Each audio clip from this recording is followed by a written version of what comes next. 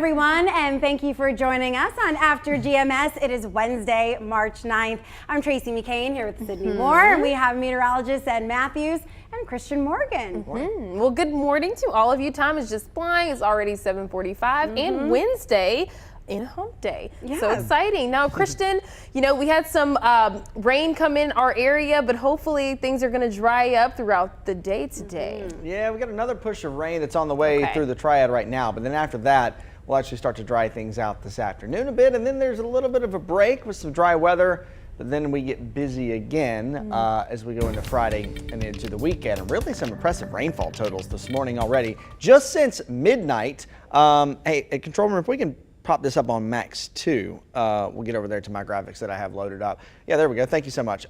So quite a bit of rain since midnight this morning. Over 3/4 of an inch in Greensboro, 1/2 inch in Asheboro. Check out Burlington with 1 inch and, well, really almost 1.25 inches over in Burlington, about 1/2 inch at Winston-Salem as well. And there's another batch of rain moving through the triad or pushing into the triad right now. And this is what we were talking about earlier on the Good Morning Show. This was in our mountains and of course is now pushing east out of the mountains through Forsyth County, Winston-Salem, Lexington, Davidson County up next, and then Greensboro, Asheboro, Burlington up over the next hour or so. And some of this is quite heavy as well, so this could put down even a bit of rain. Once that moves by, though, that's kind of really the end of our rain, at least for a day and a half or so. Here's how Futurecast plays this out. As we go into the afternoon, I think we're mostly dry. Not to say we couldn't get a sprinkle or a stray shower, but I think we're mostly done with the rain after this batch moves through. The clouds will hang with us overnight, and as we go into your Thursday, for much of the day on Thursday, it'll be cloudy too.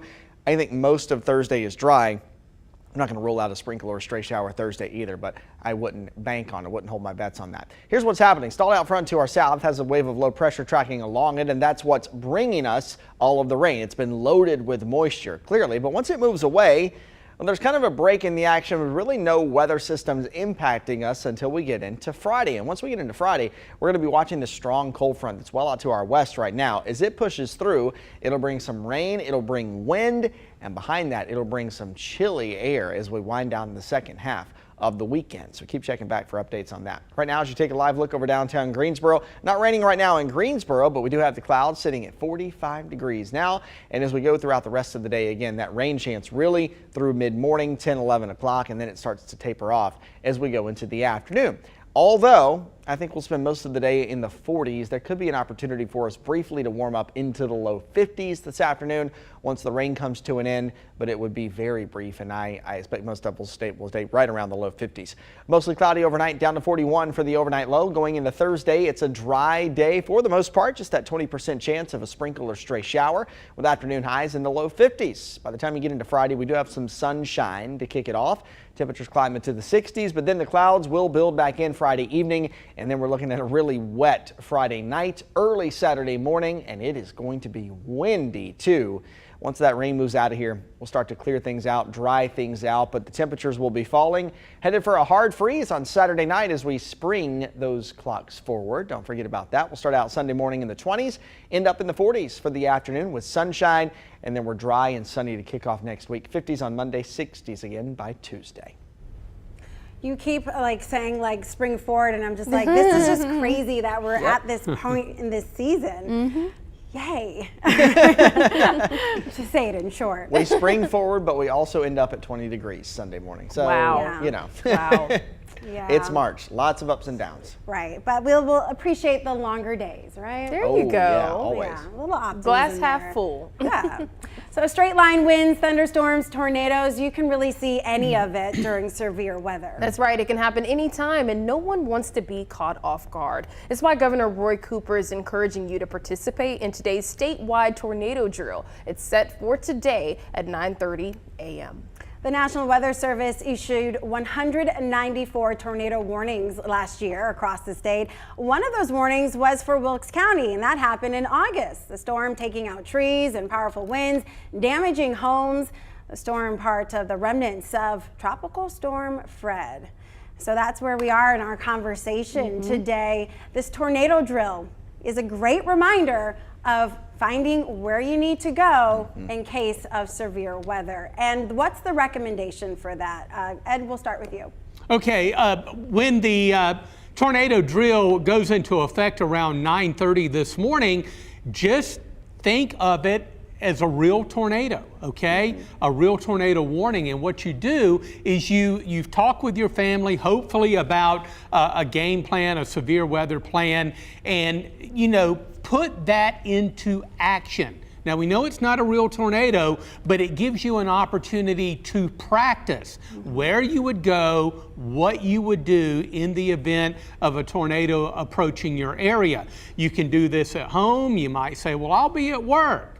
Well, you got to protect yourself at work as well. So hopefully the place where you're employed has a game plan and they implement that and gather all the people and go to that safe place. And then that way, God forbid if we ever have a situation where there's a tornado headed for your area, you will know where to go because you're practicing. And that's what it's all about, is practicing and implementing the plan so you'll know what to do and where to go in seconds of time. Just a few seconds can make a difference between life or death. And Christian, there's many people saying, and the question you asked about, did folks hear the thunder this morning? And many folks are talking about how they heard it. Even Debbie says it made the house rattle.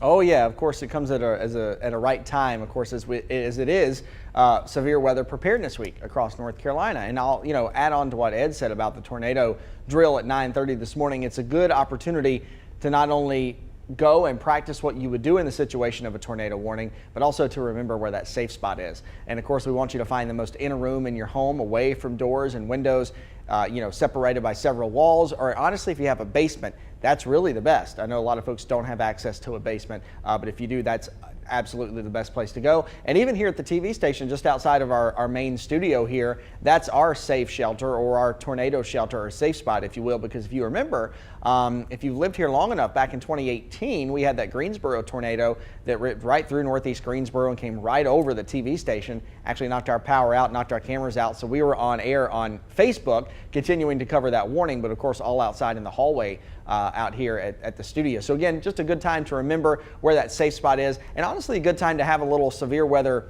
safety kit to take with you.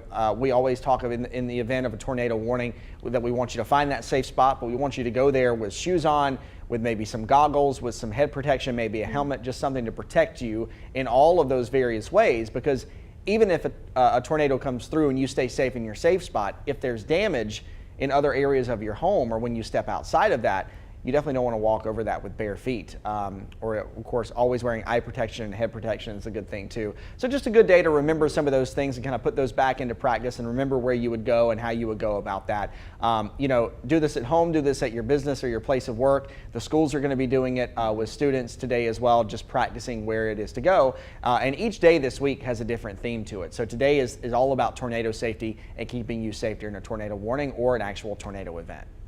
And I always wondered, why do this during the day at 9:30 as opposed to night when families are home. But I think you have a better idea of where you would go at home than you would in your building if you're at work or at school if you're a child. And I think practicing those things at school gives children a little bit of, let's say, some easiness. They feel a little bit more comfortable about what's happening in the events that it is really happening. And we have seen storms happen during the morning hours where schools have been impacted before, and these tornado drills have saved lives. So, I'm glad that they do this at school, but it's also important to make sure you do this at home too, on your own time.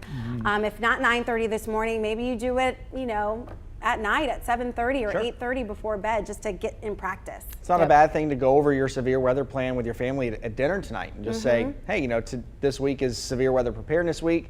Do we all know where we're going? What do we have there? Just kind of a good thing to just bring it back to everybody's attention, especially as we head into March and April, which typically tend to be our busy severe weather seasons. Yeah. So, Ed, do you remember the Stoneville tornado? Oh, yes. Okay. Let's see, 1998, I believe. Yeah, so I was off at college, but I remember hearing about what was happening here at home. But you were working, so kind of give us an idea, because that, in my recent memory, is one where, kids were at school during the time.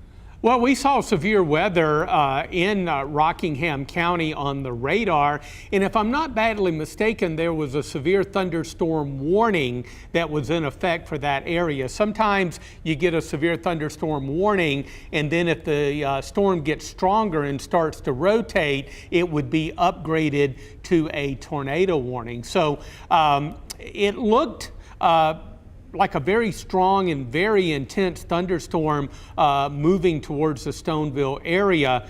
And one of our weather spotters, George Deaton, a great guy that really, kept us abreast of what was going on in Stoneville and Rockingham County.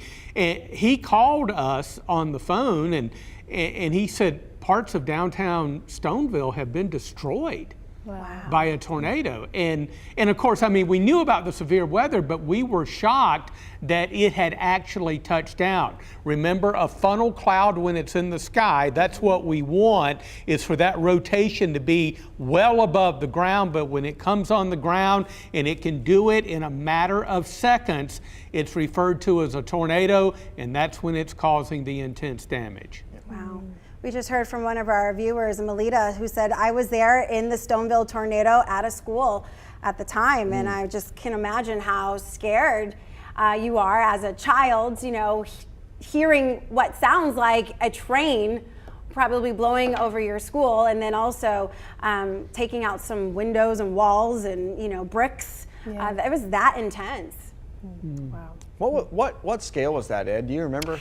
I'm not sure, it was a 2 or a 3. I want to say it was a 2, but I'd have to look that up. 2 or 3. Yeah. It was a strong storm. It was a strong tornado. Yeah. And Christian and Ed, you all said it before, but recommending that, if you are living a home or a mobile home of some sort, apartment complex, whatever you live in, if you aren't able to go away from those windows or such, it's important to make sure that you go to a neighbor or somebody that does have those types of things available to keep you safe. Yeah, it is. And I'll reiterate that, it is not good at all in any way, shape, or form in a tornado event to be in a mobile home or be in a top-level apartment. Those are just places that you do not want to be. So if you have family or you have friends that don't live far away, if you know that we're expecting a severe weather day or an active weather day with the possibility of tornadoes, go ahead and get on the phone with them. Say, hey, can I come over for the afternoon or for the evening? Or maybe can I come down to your apartment since you're on the lower level? All of those things are good practices, because one of the worst places you can be during a tornado is in a top-level apartment, or especially in a mobile home. Yeah, and to add to that, remember the Sanford-Raleigh tornado that impacted my mom's neighborhood. Didn't completely destroy her house, but it created a lot of damage. And her and my sister and the rest of the family got in the basement. That's one of the best places you can go, a basement with no windows, the lowest part of the ground. Across the street from my mom's house, I had a cousin that lived in a modular home. And an eyewitness to this said that the tornado picked the modular home up about 2,000 feet. Or about 200 feet, I'm sorry, about 200 feet. Still high. And the storm just caused the structure to explode. And of course, he was one of 2 fatalities in Lee County. Wow. So, as Christian said, not a safe place. Get to know your neighbor, discuss it with your neighbor. If you live in a mobile home, they're great residents, and all that, but they just can't withstand winds from a tornado. So discuss it with your neighbor. Can I run to your house when there's threatening weather? That's part of your game plan right there. That's part of the preparedness. You don't ask them when it's happening. You set the stage for it, for the possibility of needing that cover in case we have the severe storms. That's good. I think it's also a reality check that this can happen to you. You can be impacted. Your family can lose a home. You can suffer damage or some other, horrible thing during severe weather. So the worst thing you can do is loss of life. So we have to protect you. We can rebuild a home. We can replace a car, but there's no replacing you. And that's why these warnings are so important. Very important too. And Ed, this is something Ed and I will probably geek out over and study over the next little while. But to me, you know, a lot of people say, oh, I didn't know we could get tornadoes here. And it does happen. You know, typically they're not as long-lived or they're not as violent as the tornadoes out across the Deep South.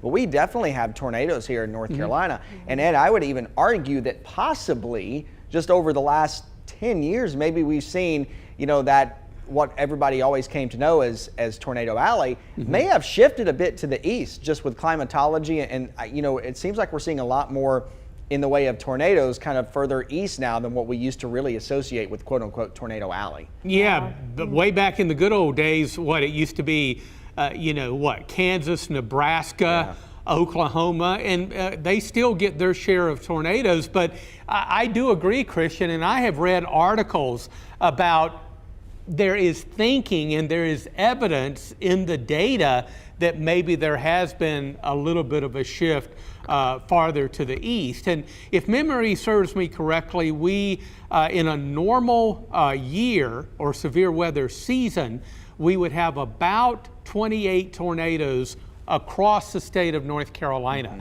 So that's including the entire state. It's a lot of tornadoes. There's a lot. Yeah.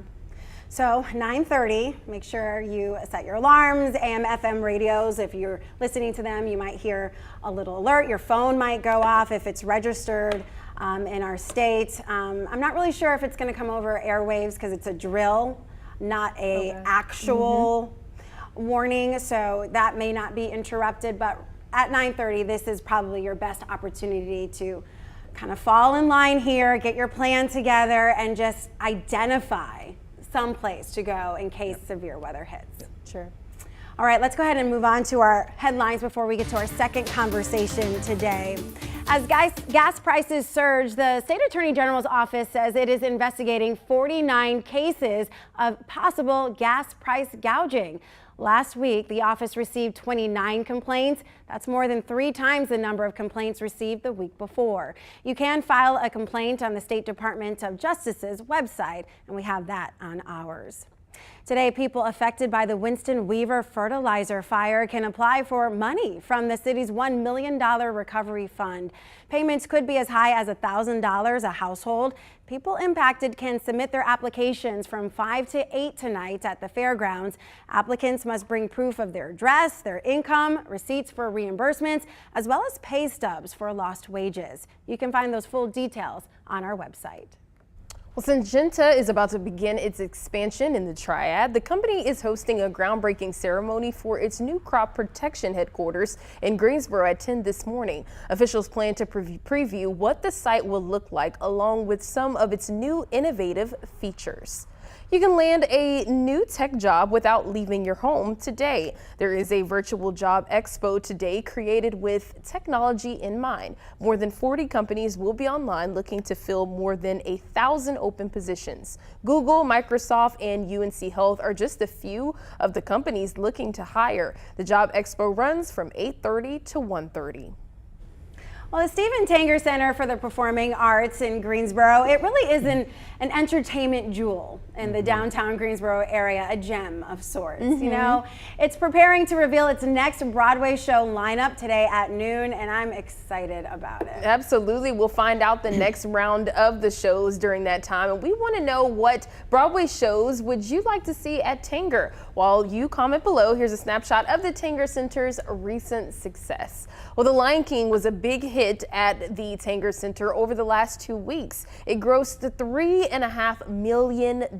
Yes, $3.5 million in 2 weeks, attracting more than 46,000 people downtown between hotels, travel, parking, and restaurants. So the show generated $12 million in economic benefit to the city. Well, today we want to know, what Broadway shows would you want to see at the Tanger Center in next season's Broadway lineup? Madison said Legally Blonde. I heard that one was good. Gwen said The Color Purple. I did see that when Fantasia was starring. Oh, awesome. Yes. And, where at? It came to Greensboro. Okay. To the old War Memorial Auditorium that's been replaced now, and now we have Tanger. So Sharon said, would love to see Phantom of the Opera, Broadway or not. That's up Christian Morgan's alley. Another viewer said, I saw The Lion King and loved it. I would love to see The Color Purple. Wow. One viewer says Waitress or Hadestown. Another adds Lion King, come back. And Kaden wants to see Hamilton. My parents love Hamilton. That show starts next month at Tanger, and there's still tickets available. So go ahead and get them if you haven't. The first season, the inaugural lineup, phenomenal. Yeah, amazing. I mean, yeah, and such a variety from, Dear Evan Hansen, which really has a very important message about mental health, and then to something that's kind of fun like Mean Girls, where you're just kind of like, oh yes, I remember this movie, and now they're singing about it. Absolutely, and you talk about the economic impact as well too. When I went downtown to go and talk to businesses that are literally right by the Tanger Center, they said it was so fun being able to serve all of the customers coming in, and I spoke with Lawn Service, who is literally directly right across the street from Tanger Center, and one of the employees talked about how some of the cast members would come and get food and drinks there, and just kind of, you get to know the characters, and then after you do that, you go and see the show, and you're like, oh my gosh, I just talked to that person. It's so cool. It's so pretty cool. It's like meeting Ed Matthews, but seriously, Ed, the Tanger Center is doing exactly what it was supposed to do. Yeah. Another piece of the puzzle that has been put in place, thankfully, to make downtown Greensboro a destination. I mean, look, folks, I came here 33 years ago. Downtown Greensboro was not a destination at that time, but it is definitely a destination now, and the Tanger Center is a very, very important part of that. Yeah, absolutely. Just, having a community where you can kind of walk, shop, see a show, eat, have a drink in this social district. Downtown Greensboro has really developed, especially in the last decade, but the Tanger Center, I would say, is the gem on the map. So Christian Morgan, what is your all-time favorite Broadway show? Phantom of the Opera, hands down, hands down. If it was on tour right now, I'd love to see it come to the Tanger Center. But Tracy, you mentioned it. Wow, what a way to kick off. Having the Tanger Center here in Greensboro. Just some amazing shows with Lion King, with Wicked, with Hamilton coming up. Honestly, I'm like, I don't know how it could get much better than that. But, as we look ahead to the second season, I was kind of browsing at some of the stuff that was on tour right now. And I think I'd love to see Ain't Too Proud, which is the Temptations musical. And Frozen, the musical, is also touring, too. So I'm interested to see if that makes a track to Greensboro. Ed, what about you? Christian, you're like me, man. You like some of those old songs from the 60s and 70s. Man, yes. Oh, man, I could just listen to that genre of music all the time. Well, the one that I really wanted to see, Rent, kind of came and went. It went by fast, didn't it? Well, I got a couple of tickets for the first show, and I had awesome seats. I was so happy. I had like 9th row, and it was terrific. And then along came COVID. They canceled the show. They were very, helpful about, getting a refund, because at that time we were not sure that Rent was going to come back anytime soon. You just couldn't hold on to your ticket.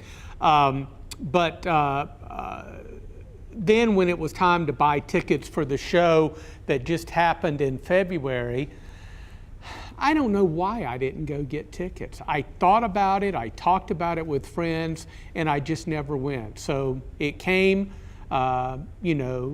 just last month and then has left. So I'm still hoping to see that. I saw Jersey Boys on Broadway, and that was fantastic. It was great. But, I think we're going to have so many great shows that are going to come to the Tanger Center. And I think in the theater community and in the theater world, the Tanger Center, I'm sure, is big time on their radar, pardon the pun. So we're going to see some great shows come to right downtown Greensboro, and I know that our local community is going to be there to support those shows. And not only to mention, inside is just beautiful. I mean, I mean, from the seats, from the screens to the stage. I mean, it's well done, very beautiful, especially for these Broadway shows that are coming to our area. And not even just the the Broadway musicals that are on the way. There are so many other great shows too. I mean, stuff that I used to go see in Durham at the DPAC. Chicago, the band is coming in concert. Kenny G's coming in concert. Ed, I know you're looking forward to that. Yeah, probably. a little jazz. Yeah, so many great things, that we'd go to Raleigh and Charlotte to see are actually going to be right here in our backyard in downtown Greensboro. So it is offering so much, not only to Greensboro, but for the Triad and for the community. I mean, even in the year that it's been open and that it's been thriving in downtown, we've seen so much growth. So I can't wait to see what's going to happen over the next 10 years. I mean, already for 2 weeks of The Lion King, Sydney just mentioned that it was $12 million of an economic benefit to the city. That was one show for 2 weeks, right? Just one. And there have been already 6 to 8 shows, Broadway shows. And then you think about the Magic Show that was there, Boys to Men performed there, Heather Headley was there with the Greensboro Symphony Orchestra. So there's been so many performances, as Christian mentioned, that are off Broadway, that are not associated with Broadway at all, that are also bringing in the dollar. That's right. Another one, and I don't know if her show was canceled because of COVID. I think it was. I wanted to see Carole King. Oh yeah, I think that would have been awesome. You know what? I was trying to preview that show as well too, kind of talking about all the other shows and that were coming and things of that nature. But I was speaking to some folks that I was interviewing, and they said the same thing beforehand. They were like, "I want to see Carole King." So many people said that in my interviews.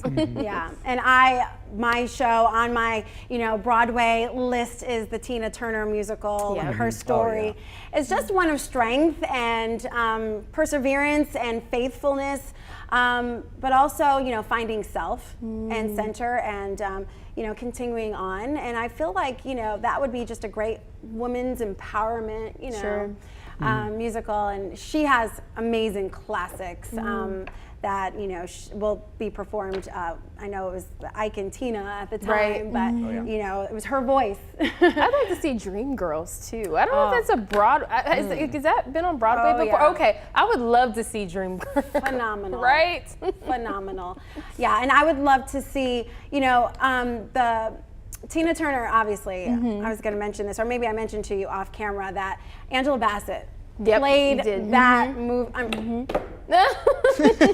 mean, breathtaking. It was an amazing performance. Now, if she joined the cast for the musical, I would drop. You'd be blown away, huh? I would fall out. We're gonna have some water next to you just while you're watching through it.